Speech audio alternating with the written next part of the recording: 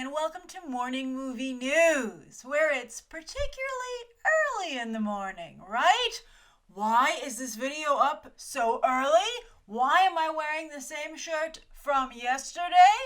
Well, I got my midnights mixed up, and Suicide Squad, the extended cut, is already available. So I had to do the live stream early. I tweeted about it, I Instagrammed about it, and if you didn't hear about the change of date, I'm so sorry. And I know many of you were looking forward to watching with me. You still can, just not live. That live commentary is up on the main Beyond the Trailer channel, but I couldn't wait because this was a movie I needed to review. And that review is up, a full breakdown of all the new footage that's in the Suicide Squad extended cut. And you can check out that video as well. So good morning. Lots of content is available to you. And that includes, I think, a pretty darn good episode of Morning Movie News. I'm surprised actually that in the middle of the night I was able to put together a very good episode, and I seem awake enough to be able to discuss it with you. Okay, so we have 3 really interesting stories and then a really cute viewer question. All right, so anyway, I hope you enjoy that Suicide Squad content, and we'll do another live stream probably after the holidays, but I'll make sure that this one is not only friendly to those of you who have school and work, but also those of you in Europe, so we can try and find the best time to watch a movie all together live. Okay, so anyway, the first story is about the Inhumans. Many of you tweeted me about this. It's gone from a potential movie to an ABC TV show. Oh my gosh, like, wow, how the mighty have fallen. So as we've discussed, there's really been the Kevin Feige versus Isaac Perlman situation, where Isaac Perlman and Jeff Loeb are in charge of television. Feige, of course, is in charge of the movies. They hate each other, although nobody really likes Isaac Perlman. But anyway, Kevin Feige's so successful that he went to Alan Horn, who heads up the whole Disney Motion Picture Group. So Kathleen Kennedy reports to him. I don't know I think animation might be separate, but I think Sean Bailey, who runs Disney live action movies. But anyway, Alan Horn's like the top guy, right? And he reports to Bob Iger. We'll be talking about Bob Iger with the second story.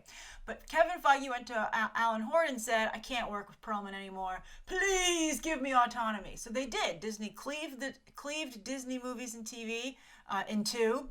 And so Kevin Feige now does not have to make an Inhumans movie, which of course was spinning out of Agents of S.H.I.E.L.D. He went around saying if, right, his infamous if, just like he says or someday, he might someday make a Black Widow movie, just like he might someday make an Inhumans movie, but apparently Perlman ain't playing that game, like Scarlett Johansson is forced to. So he's going to do an Inhumans TV show on ABC. However, this will not spin out of Agents of S.H.I.E.L.D. They were very clear about that. I feel they're going to do something about them in space, the original kind of style of Inhumans stories. Move them away from being the new X-Men, because that's not working in the comics, and I don't think it's going to work in any medium. The X-Men are still continuing to go strong, even if they are going to get rebooted. But anyway, the brand's very strong over what Fox is doing with them, and they're, of course, launching Legion over on FX. So it's going to be an 8-episode series on ABC that will begin in fall 2017. However, the first 2 episodes of the show will air in IMAX theaters in summer 2017, basically as a movie. So, come to think of it, that just occurred to me. Perlman kind of jabbed Feige a little bit there, being like, I'll make my own damn movie. Thank you very much. Although I'm like, but on ABC, I don't think Kevin Feige has to be too worried about it. Now, obviously, I think the folks at Marvel TV feel they can do their own Game of Thrones. And I have to say, I can see where they would get that from based on the Inhumans stories as a royal family, right? And Game of Thrones, of course, has a shorter season, and they do occasionally air their episodes on IMAX quite successfully. And that's why there's always been talk of a Game of Thrones movie, because HBO turns a number of their series into movies. But ABC, I just think that things failed from the beginning because of just the archaic creative process in network television, and also the creative demands of network television, the business demands of network television. I just really don't see it working. And this is gonna segue brilliantly into the second story. But I think the second story of the day. But I think that Inhumans would be better like on a network, obviously like HBO or Showtime or FX. Or Amazon or Netflix, right? But ABC, I mean, come on, Agents of Shield, Agent Carter, just any hour-long drama on ABC, it's never going to be able to compete with Game of Thrones. And I can't imagine it playing on an IMAX screen. I hope it plays like in the dead of August when IMAX screens aren't needed for something else, because then it just might end up making people angry. They're like, I could have seen it like a legit movie on this screen, but instead it's got this ABC Marvel crap on it. All right, so with all due respect to those of you who are big Agents of S.H.I.E.L.D. fans. But anyway, speaking of Netflix and Disney, that's a big rumor, a real sexy rumor, because it's like a big business deal. And that is that Disney might acquire Netflix. Netflix is doing really good business though, so I mean it would have to be acquired for a pretty penny, although Disney is not afraid to shell out a lot of money to buy a major brand, as they have proven time and time again. Pixar, Marvel, and of course Lucasfilm. Now, Disney was interested in getting Twitter, but that ended up being a no-go, I think largely because it's turned into a political sewer. And I don't think Disney wants to be associated with that under any circumstances. So we all kind of talked about Apple maybe acquiring Disney, or them merging, and Apple has said to be is said to be shopping around, or at least kicking the tires of a few potential acquisitions. Everybody wants to be the new AT&T Time Warner, right? Assuming that the new administration led by Donald Trump will approve these large deals, because he has said he will not. But everybody's like, well, let's just make them say no to us, right? Let's see if we can do some backroom dealings. So anyway, I think that Apple is the most popular place to watch online content. I mean, it's where I go the most often. I do go to Netflix, but not as much as I go to Apple, because I want to watch stuff that's available to watch, like the Suicide Squad movie that just came up. And of course, Netflix has had that door closed to them because everybody wants to stream their own content. So that's why Netflix is pushing original content so hard. But they do have a lucrative Disney streaming deal that's going to go into effect very soon. You can already watch Zootopia on Netflix, and that's going to give them, I think, first run of all Disney properties. So Disney could basically turn Netflix into not only, like, it could be like 50% original content, 50% like Disney content. And if you could give me all the Disney content, like the movies and the animated shorts, right, from like for the classics even that Disney himself oversaw, to the Disney Channel programming and Disney XD, and like retired shows like DuckTales and Gargoyles. And if you could give me all that for a set price monthly, oh, that would be a beautiful thing. So I can see why this would be appealing potentially. But the other reason they're saying that Disney might want to acquire Netflix is that Reed Hastings could potentially be the new CEO after Bob Iger supposedly retires in 2018. He's put off his retirement several times, and I can't imagine Bob Iger retiring. He does such a good job. If I were at Disney at the board, I would be like, oh, please don't quit. I'll give you millions more dollars. And, I mean, I know you already have them, but save for your future generations, Bob Iger. Now, I don't really see Reed Hastings having the ability to create something dynamic at Disney. I don't know. I mean, I think that Netflix has had a lot of ups and downs, right? I don't really feel like Netflix is like hits the creative bullseye the way Bob Iger has over at Disney with like the acquisitions, etc. I don't think Netflix is as full of win as Disney is right now. So why would you swap CEOs, right? But I can see a much worse CEO. At least Reed Hastings thinks outside the box, right? At least he understands the future of entertainment. It would be horrible to get one of these old school guys who doesn't know what they're doing. We're going to talk about one of them in the third story. But it just turns turns back the clock, and, is archaic in the business deals that they're making and what people are looking to see, what they want to watch and how they want to watch it.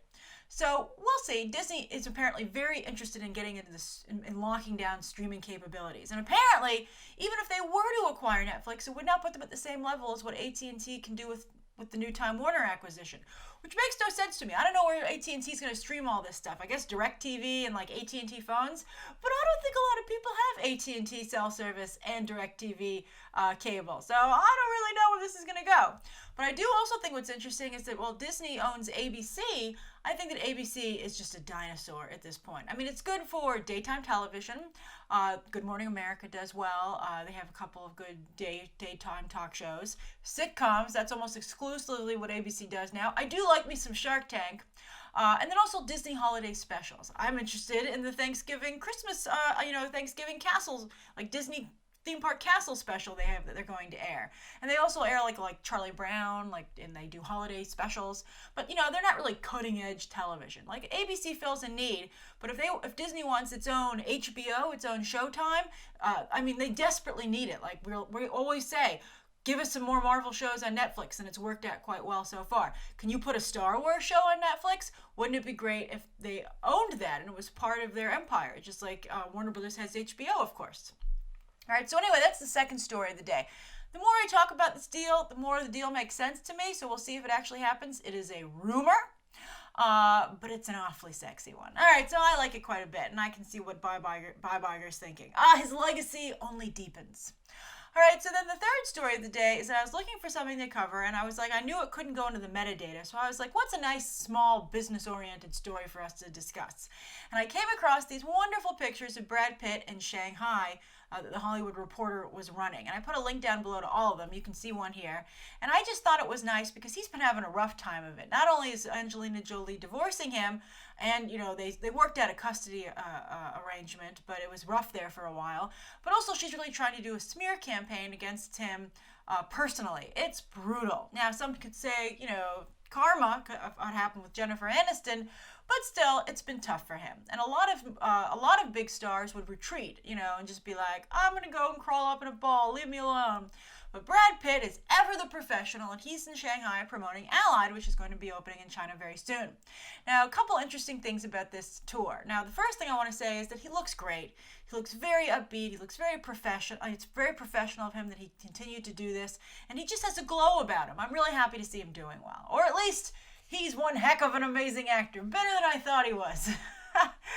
Now, you'll notice that Marion Cotillard is not there, and I think that's intentional. I think there were very strong rumors. They are just rumors, and Marion Cotillard vehemently denied them because she, of course, is involved with somebody else, living with another guy, and they have actually a child together, and I think another one's on the way. But I think that there were rumors of them having an affair, so they didn't want to be asked about that. They didn't want it to overshadow the premiere. They didn't want that to be what the premiere was about, right? So Marion Cotillard did not go, but instead Brad Pitt showed up with Brad Gray, another Brad. Now Brad Gray is the head of Paramount. He's like I don't know if he's not the Bob Iger of Paramount, because he's the Alan Horn. Bob Iger runs all of Disney, all of the television, the theme parks, everything was Bob Iger. Brad Gray is only in charge of Paramount Pictures, so it's like Alan Horn in charge of Walt Disney, Disney Pictures. So Brad Gray, he used to work on Plan B with Brad Pitt and Jennifer Aniston. The three of them started that together. But then when Brad Pitt and Jennifer Aniston split up, in the divorce, he got Plan B, and Brad Gray actually, I think left at the same time or shortly after to head up Paramount. So now it's only Brad Pitt's production company. But anyway, Brad Gray has been in the papers a lot lately for fighting for his job at Paramount. Apparently, well, you can just take a look at Paramount's slate. It's not good. Ghost in the Shell looks promising, at least in terms of buzz. And Allied and Arrival just did nicely. So, things are picking up, and I think that's part of why he feels he can fight for his job. But he's had a rough time of it lately, and I think obviously they're not very happy over, his bosses, his higher-ups, at the way the movie division is performing. Think about it. How often do we talk about Paramount? But anyway, it's interesting also that you'll see they're being interviewed there by a member of the Chinese media, but he's not like not a free press situation, but this premiere is hosted by a Chinese media company that actually happens to also be an investor in Allied. A lot of crossing of the streams there in China. And interestingly enough, Brad Gray was not only there to help promote Allied and I think fill in for Marion Cotillard, so Brad Pitt didn't have to stand there by himself. It's very unusual to see a suit promote a movie, but he's there doing meetings in China, I think for investors and to promote Paramount's upcoming slate of movies. So interesting indeed. Now, the viewer question comes from Viper's Whip, and Viper's Whip was adorable. So Viper's Whip goes, Grace, you've never answered any of my other questions, and you probably won't do this one either, because I don't know how to emote, with emojis, and don't really care to learn. Oh, I love it. So curmudgeon-y. So Viper's Whip, today's the day I'm answering your question with no emojis. So Viper's Whip says, if Lego Batman crushes the box office of Batman v Superman and most of the Nolan movies even, will DC finally take a different track? I assume it will crush those movies because every person I've talked to about it wants to see it, and none of those people watched Batman v Superman. Interesting theory, Viper's Whip. Well, here's the thing. I think that Lego Batman, if it does well, it's going to be a feather in the cap mostly of the Lego movies that Warner Brothers is so excited to make these days. And they'll probably then make another Lego Batman movie, which would be awesome. But anyway, just to give some perspective, box office perspective here, the first Lego movie, made $469 million worldwide. Awfully impressive. However, it's nothing close to what the DCEU is doing. Batman v Superman made $873, so that's $400 million more. And then Suicide Squad made almost $300 million more with $745. So I think Lego Batman would have to amazingly it has to go so far past the Lego movie to top or to crush Batman v Superman or Suicide Squad. I think it's unlikely, to be perfectly honest with you. And the Nolan movies were in the $1 billion club. Animated movies do get into the $1 billion club a lot these days, and Lego Batman looks awfully good. So, but we'll see. I don't know. It doesn't seem. I don't think it seems so much like a family movie. I think there's a funness to Finding Dory and Zootopia. Like a peacefulness or something like that I don't really quite see in Lego Batman.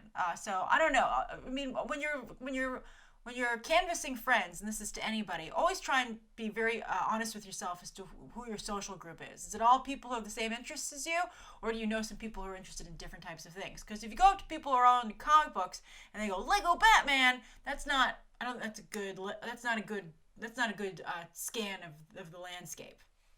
But anyway. So I think that a win for Lego Batman would be a win for the Lego brand, and I think they would make another Lego Batman movie. And I think that no matter what, they're not going to not let Ben Affleck make his Batman movie. So there's no way they're going to change course until that comes out, because people really like Ben Affleck as Batman, myself included. And I wonder, how do you feel, Viper's Whip? And I think that they're going to want him to prove himself with that solo movie that everyone's very excited about. Also, everyone's excited to see him fight Deathstroke, who, Joe Manganiello is confirmed, because he wants to make sure it happens, so he's really talking it up.